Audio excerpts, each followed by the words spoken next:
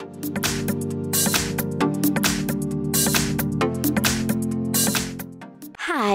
in front of me is HTC Desire 21 Pro 5G, and today I would like to show you how you can change keyboard theme on this device.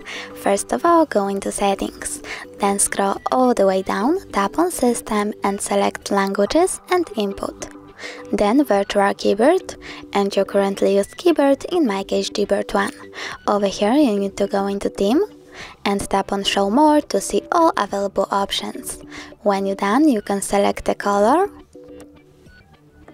tap on the switcher next to keyboarders to enable or disable them, and tap Apply. You can do the same with one of these images. So now when I go back, I can see that theme of my keyboard has changed. Thanks so much for watching. If you enjoyed this video, don't forget to leave a like, comment and subscribe. Bye!